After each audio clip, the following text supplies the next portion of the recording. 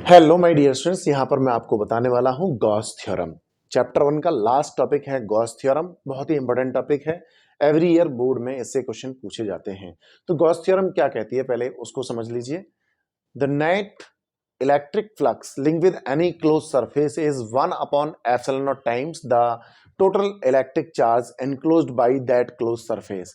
किसी भी close surface से लिंक जो इलेक्ट्रिक फ्लक्स होता है वो सरफेस में जितना चार्ज एनक्लोज्ड होता है उसका 1/एप्सिलॉन टाइम्स होता है। That is phi equal to Q/एप्सिलॉन नॉट। ठीक है। देन उसके बाद इसके एप्लीकेशंस की बात करते हैं। तो इसके एप्लीकेशंस में सबसे पहले हमारे पास है एक कोई स्ट्रेट वायर जिसके ऊपर चार्ज इज डिस्ट्रीब्यूटेड यूनिफॉर्मली, एक समान रूप से चार्ज को डिस्ट्रीब्यूट किया गया है। यहां पर हम 3 रीजन ले लेते हैं। ये फर्स्ट रीजन, देन उसके बाद ये सेकंड रीजन और ये थर्ड रीजन। तो यहां पर हम क्या करते हैं कि जो टोटल इलेक्ट्रिक फ्लक्स निकालते हैं, तो पहले हम क्या करेंगे, टोटल इलेक्ट्रिक फ्लक्स निकालेंगे इस गॉसियन सरफेस की वजह से।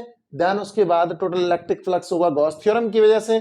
दोनों को इक्वेट कराएंगे और रिजल्ट हम ऑब्टेन करेंगे इक्वल टू λ/2πε0r। सिंपल सा डेरिवेशन है, इसको आपको करना है।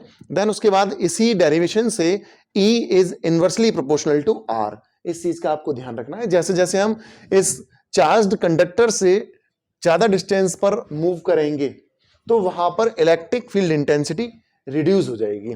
ठीक है, ये ध्यान रखना है आपको। देन उसके बाद आपके पास आता है एक कोई प्लेट है जिसके ऊपर चार्ज को यूनिफॉर्मली डिस्ट्रीब्यूट किया गया है। तब उस कंडीशन में आपके पास रिजल्ट आता है E इक्वल टू σ/2ε0। ठीक है।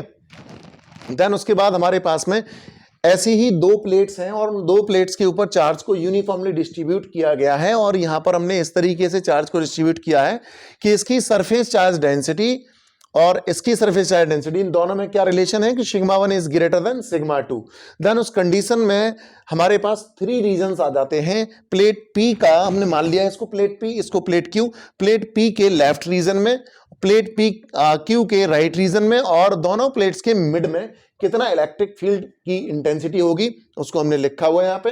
अगर हम बात करें left of the plate P -1/2ε0 σ1 + σ2, और अगर राइट की बात करें तो 1/2ε0 σ1 + σ2।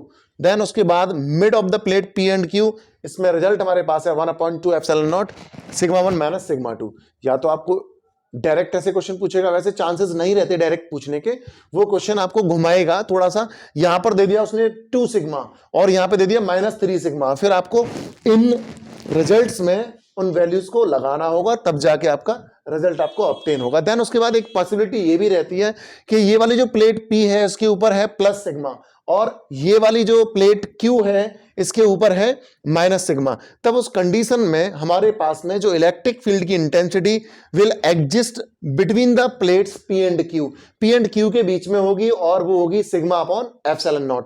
ये आपको ध्यान रखना है, क्योंकि यहां पर जब हम लगाएंगे वैल्यू, यहां पे σ1 की जगह पर सिग्मा लगा दीजिए और σ2 की जगह पर माइनस सिग्मा लगा दीजिए, तब आपके पास में सिग्मा प्लस सिग्मा 2 सिग्मा हो जाएगा। 2 से 2 कैंसिल आउट हो जाएगा। देन उसके बाद आपके पास आएगा σ/ε0। तो आपको ये चीज ध्यान रखनी है। ये इस तरीके से आपको केस को घुमाएगा, इस तरीके से पूछेगा। देन उसके बाद आपके पास लास्ट केस है, आपके पास एक होलो स्फेरिकल सेल है, उसके ऊपर चार्ज को यूनिफॉर्मली डिस्ट्रीब्यूट किया गया है।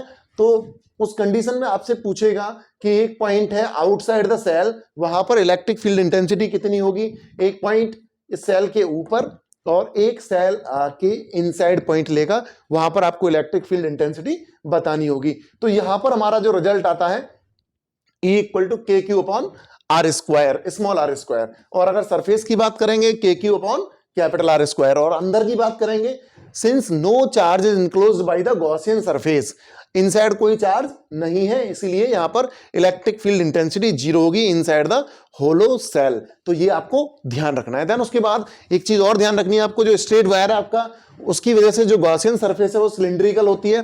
देन उसके बाद जो आपके पास प्लेट है उसकी वजह से जो गॉसियन सरफेस है ये पिल बॉक्स की फॉर्म में होती है। तो इन चीजों का आपको ध्यान रखना है। ठीक है, इस तरीके से आपको अपना रिवीजन करना है और गॉस थ्योरम को बहुत ज्यादा इंपॉर्टेंस देनी है। ये आपके बोर्ड में पूछी जा सकती है, हर साल इससे क्वेश्चन पूछा जाता है। तो चलिए मिलते हैं नेक्स्ट वीडियो लेक्चर में बहुत जल्दी ही।